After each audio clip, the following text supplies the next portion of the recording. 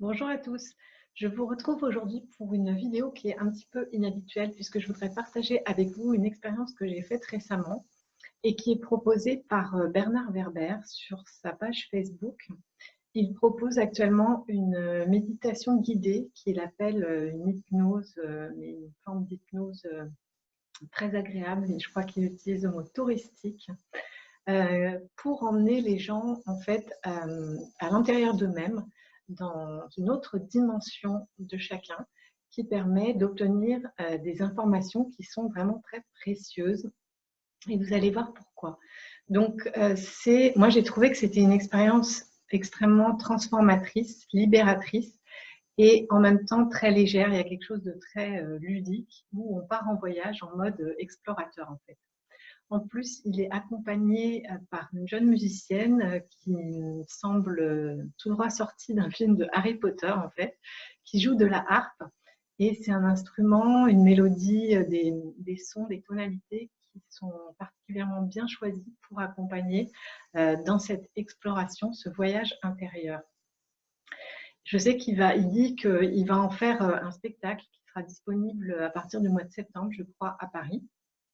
Et c'est très intéressant parce qu'on sait tous que l'art, ça touche l'inconscient et que c'est extrêmement libérateur. Donc, ce que je trouve génial en ce qu'il propose comme ça sur sa page Facebook en direct, dans une méditation guidée, c'est qu'il nous permet d'accéder à des outils à l'intérieur de nous et à des dimensions de nous il nous faudrait 10 ans de psychanalyse ou je ne sais combien de thérapies, d'années de pratique pour arriver à avoir en fait, ce sont des prises de conscience et des déclics.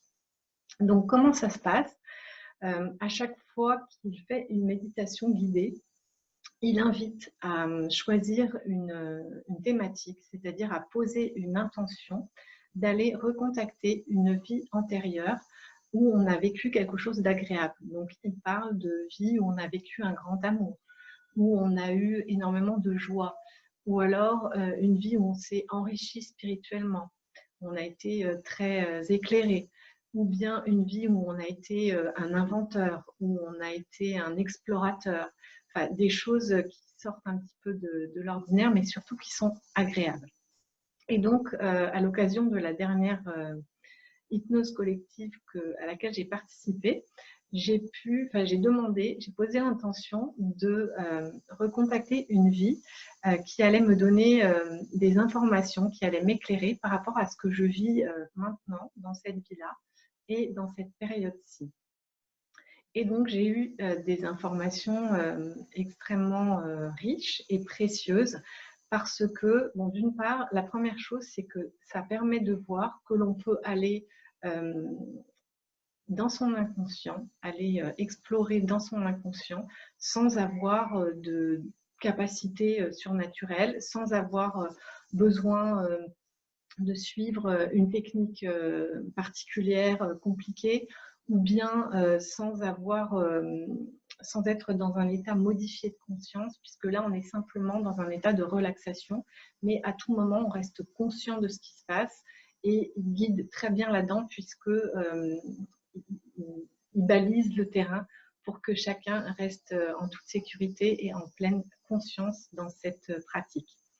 Et ce qui est intéressant aussi, c'est qu'il utilise l'hypnose, qui est habituellement une technique dont on se sert pour pouvoir dépasser une phobie ou pour pouvoir se libérer d'une dépendance, pour pouvoir aller au-delà de quelque chose qui nous bloque, quelque chose qui nous dérange, quelque chose qui nous crée un problème. Donc, il exploite en fait le côté positif, ludique, léger, facile, accessible, simple de l'hypnose. Et pour moi, c'est inédit parce que je ne l'avais jamais vu proposé de cette façon-là. Donc, première chose, on se rend compte qu'on peut accéder d'une manière très simple à son inconscient, c'est-à-dire à une autre dimension de soi-même. Et quand on est dans son inconscient, c'est comme si on avait les informations auxquelles on n'a pas accès d'habitude. C'est-à-dire que, imaginons que l'inconscient, ce soit ça, que la conscience ordinaire, c'est-à-dire la conscience apportée par les sens, ce soit ça, et bien là, il nous emmène ici. C'est-à-dire qu'on est dans une conscience supérieure où on va pouvoir voir dans les deux autres sphères, dans les deux autres dimensions. Donc, c'est très intéressant parce que ça veut dire qu'on a tous en nous cette dimension qui est présente, qui est accessible à tout moment, mais qu'on n'a jamais appris à y aller, qu'on n'a pas le mode d'emploi en fait pour prendre l'ascenseur et aller voir ce qui se passe. Donc, ça donne une vision élargie, ça donne un recul sur ce que l'on vit. Et à partir de ce moment-là, eh bien, ça permet de ne plus subir ce que l'on vit, de ne plus se dire oh, bah, j'ai pas de chance, c'est la fatalité, ou si je vis telle difficulté, c'est une punition. On sort complètement de tout ça puisque on voit en fait, ça permet de faire des ponts entre ce que l'on a vécu dans les vies antérieures et ce que l'on vit maintenant. À chaque fois, dans chaque expérience, on a des informations qui viennent nous donner des prises de conscience et des déclics. Par exemple, dans la dernière, où j'ai demandé d'être éclairée par rapport à ce que je vivais maintenant, je me suis vue dans une vie où j'ai fait des choses qui demandent une grande maturité, mais à un âge où j'étais très très jeune. Et donc, j'ai vécu des choses assez difficiles qui m'ont fait souffrir. Et à l'époque, comme je n'avais pas ce recul, je suis restée dans cette souffrance sans comprendre ce qui se jouait, ce que je faisais et ce qui se passait exactement. Donc, je l'ai subi d'une certaine façon. C'est comme si j'avais été enfermée dans l'expérience et dans ma vie. Alors que là, le fait de pouvoir le voir de l'extérieur, ça m'a apporté plein de réponses. Et donc, ça me permet aujourd'hui de me libérer de ça, de voir que ce n'était pas une fatalité. Et puis aussi de pouvoir faire des nouveaux choix, des choix en conscience cette fois-ci, qui vont être justes et qui vont me correspondre. Et ne pas retomber dans les mêmes écueils que ce que j'ai pu vivre avant. Donc ça, c'est très intéressant. Et j'ai fait une vidéo la semaine dernière à propos de ça, en fait, où je vous disais que notre âme, c'est la boîte noire, c'est-à-dire la mémoire de tout ce que l'on a vécu avant. Et que tout ce qui n'a pas été intégré, tout ce qui n'a pas été compris, tout ce que l'on n'a pas pu optimiser ou comprendre et s'enrichir de cette expérience, eh bien, ça reste en stock et on va le revivre, hein, c'est ce qu'on peut appeler le karma, pour pouvoir avoir d'autres perspectives et revivre la situation pour voir les choses autrement et les dépasser.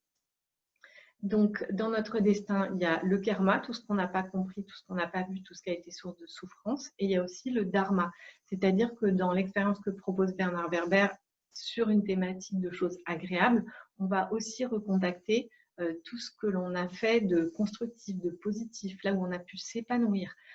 Donc, ça nous fait comprendre que toutes les aptitudes que l'on a dans cette vie-là, les talents, les dons, c'est simplement des choses qu'on vient réactiver. Et plus on appelle ça un talent ou un don, plus c'est quelque chose que l'on a cultivé et que l'on a maîtrisé dans une vie précédente. Donc, dans cette vie-là, j'ai juste à le réactiver, c'est-à-dire à le repratiquer. Si j'ai été un maître en littérature ou en peinture, eh bien, il va me suffire de prendre un papier, un crayon et de m'exercer, de pratiquer, de recommencer à écrire ou à peindre pour retrouver ces facultés. Donc ça aussi, c'est extrêmement intéressant puisque ça donne des éclairages sur ce qui est difficile et aussi sur ce que l'on a de plus positif et de plus beau à travailler et à retrouver en nous. Donc, on comprend que notre vie présente, c'est une expérience et que c'est une expérience choisie. C'est quelque chose qui a du sens quand on va faire ces voyages à l'intérieur de nous-mêmes dans notre inconscient, puisqu'on voit toutes les facettes, les difficiles et les faciles, ou les désagréables et les agréables. Donc, ça donne une certaine paix intérieure, ça apporte beaucoup de tranquillité, de confiance. Et puis, plus on va se laisser guider dans ces méditations et aller faire ces explorations, plus on va obtenir d'informations, mais plus on va apprendre à rester dans cette dimension de soi, c'est-à-dire dans cette conscience supérieure où on a toutes les informations dont on a besoin. Et à partir de là, on va pouvoir transcender les difficultés beaucoup plus facilement, puisqu'on a cette double vision, c'est-à-dire que tout simplement, on comprend ce qui se joue quand on est face à un obstacle ou à un blocage.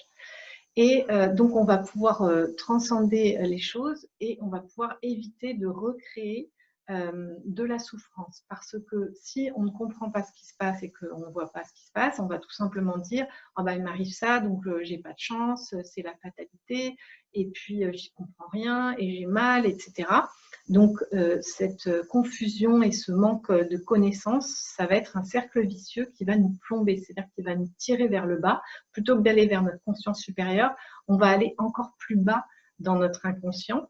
Et à partir de là, on va créer des expériences encore plus difficiles parce qu'il n'y a que dans la difficulté et la souffrance qu'on a l'aspiration pour retrouver la lumière, s'en sortir et comprendre ce qui se passe.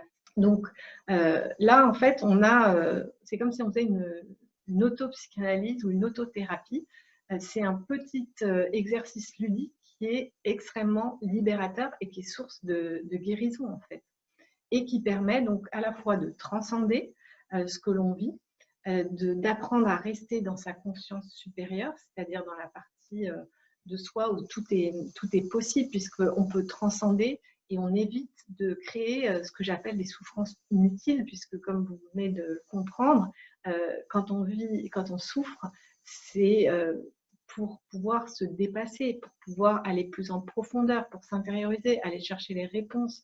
Et donc là, Bernard Werber, il démocratise un voyage intérieur qui nous donne toutes ces clés que l'on va pouvoir utiliser par nous-mêmes, puisqu'à aucun moment on est inconscient dans sa forme de guidance. À chaque instant, on tient les rênes, on peut sortir de l'expérience.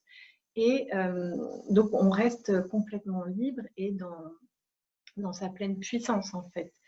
Je trouve ça vraiment... Moi, j'ai trouvé que c'était une expérience géniale et je crois qu'il a pas mal de succès avec ça. Donc, je vous invite à aller faire cette expérience, à voir ce que ça vous fait. Et puis, à partager, bien entendu, votre expérience sous cette vidéo. Donc, je vous mettrai le lien pour accéder directement à la dernière méditation, à la dernière hypnose collective qu'il a proposée. Et puis, je vous retrouve pour une autre vidéo. À très bientôt.